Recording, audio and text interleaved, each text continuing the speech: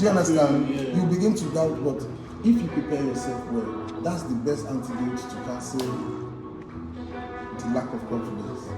If you prepare yourself well, it boosts confidence. When you're on stage, you know see the people come. And you know, people don't know comedians write jokes. They think you just come up on stage and you're all spontaneous, you just flow. That's so. They are actually comedians that are very spontaneous, but you don't rely on spontaneity.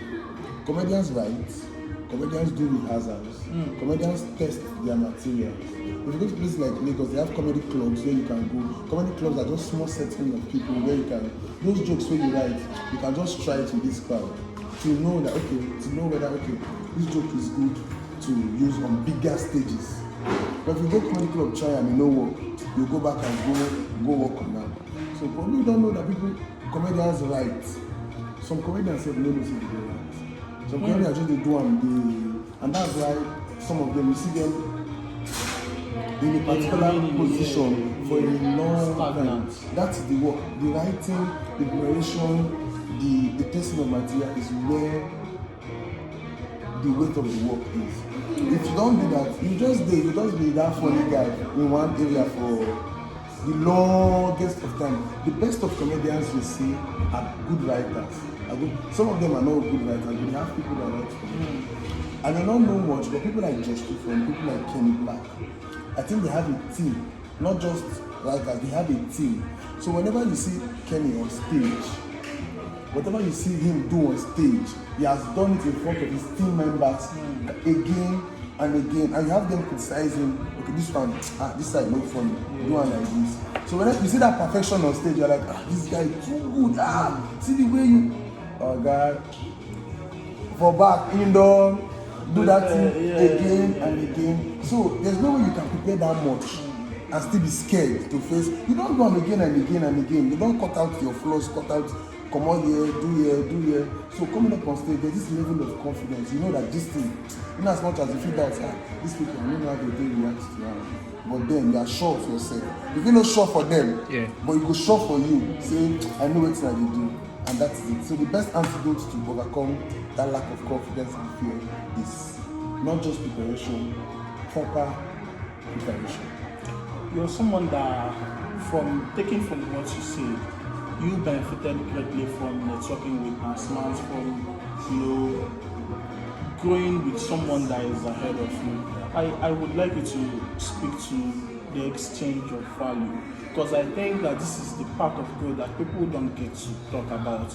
Personally, I think that you owe no one your downfall to prove that you're loyal to them as a friend. When you're growing with someone and the person is not growing, it is your duty to offer them a hand. But if they have refused taking your hand, I think remaining stagnant, coming down, refusing to grow, does not really show that you're loyal to that friendship. Sometimes you have to outgrow even that friendship. Therefore, in every friendship that involves growth, there should be exchange of value. How is this something? Have you ever experienced outgrowing someone, or how have you managed to exchange value with people that you have grown with? A whole lot. When I started comedy after school, 2021-2022, I started. In fact,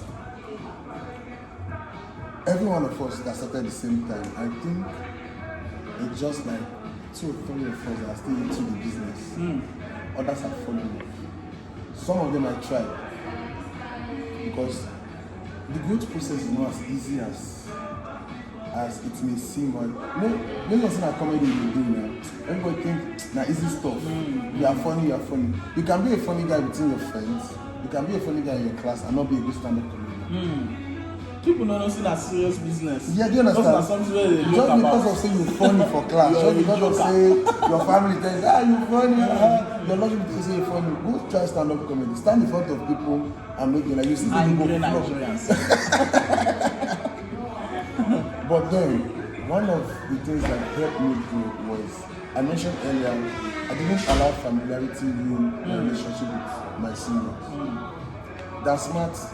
I'm always referring to Dan Smart and indie comedian because they are like my closest. I have Prince Neptune, my direct mentor, but I know they won't mention the name too much. But Dan Smart and him are people where I always run to.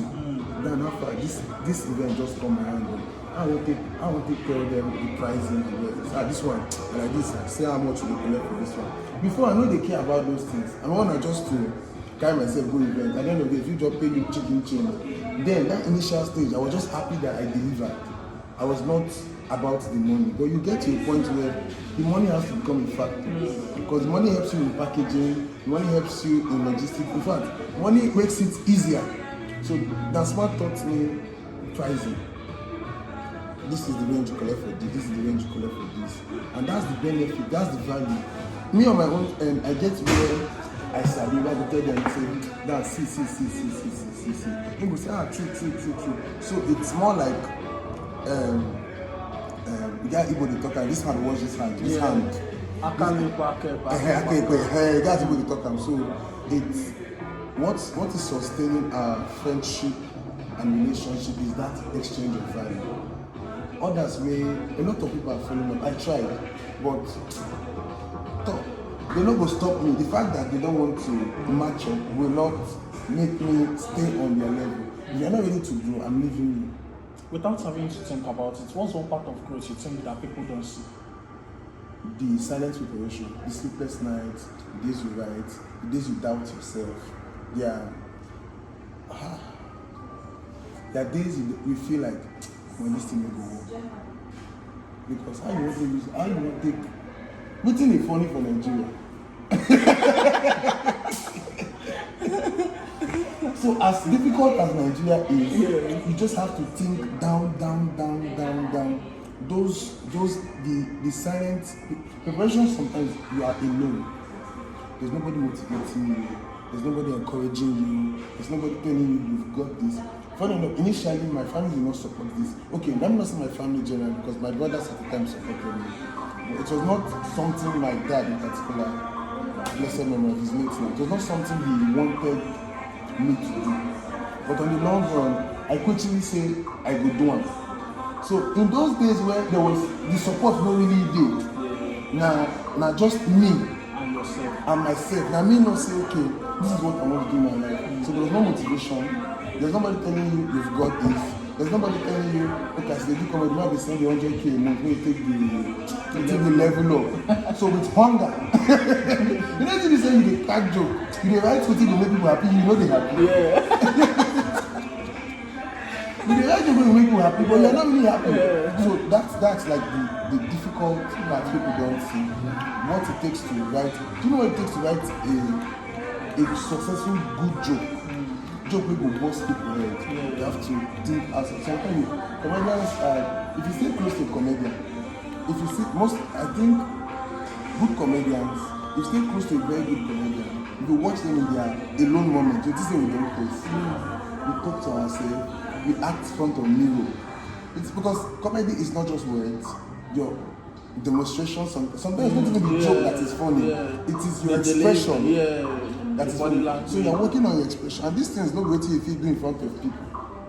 Imagine say you get the little person the day from me, like the man come fall. You got to say this guy is crazy, but in no waiting, in they do. Those are times where, and you know if because people are going to think you are crazy. So these are part of the work line where people know the signs. Not usually it's.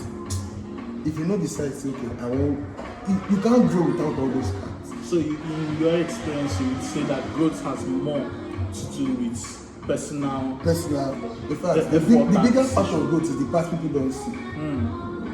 Because people only see when you come up on stage and you are killing it. What you do on stage, 5 minutes, 10 minutes, at this level, sometimes 20 minutes, you say, okay, you don't go to certain level, they give you more time. 20 minutes. That 20 minutes set, if you be waiting, you don't write for 1 full month. That part, nobody will see. Nobody will see those days when you just wake up in the night. Sometimes you'll get joke starting, you don't get the joke ending. It takes you go, me and that, sometimes I will call down. Say, damn, you get one joke will come my head. But I feel started, but I know me the ending part. I will tell them, and I will say, okay, see as you go take. Done. I will call him. He will say, okay, if you take it like this, end them like this, and I've gotten it. The joke don't complete. So nobody sees that part where you need to have here, cut here, cut here. So the biggest part of growth is the invisible part people don't see. Only you alone know say. See waiting I dey do. And that, if you can talk it, that's it. If you can talk that part people don't see, over. But that's the thing people make these days. They are concerned about the stage experience. And that's the issue I have with younger comedians. I know say I still be young comedian, but people coming up, that's almost like that. I know they won't work with them because they only see that stage moment. They are looking at the result. They see the result, but they don't see the work back. And sometimes you try to walk them through the process. They are not interested.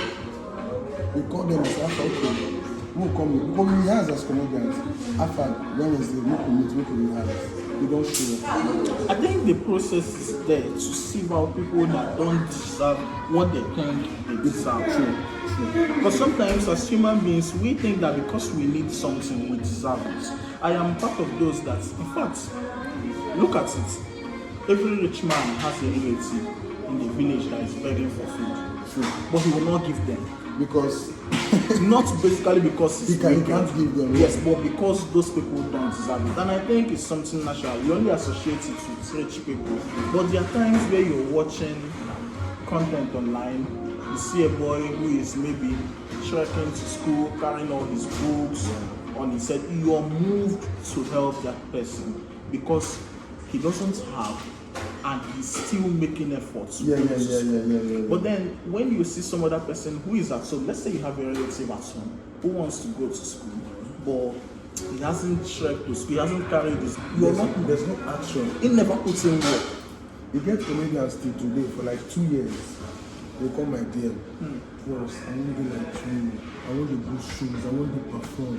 And I tell them, these things do not just happen. I do not just become a comedian and start hosting big shows. It get time when I did host at the start event of people. The host don't know me.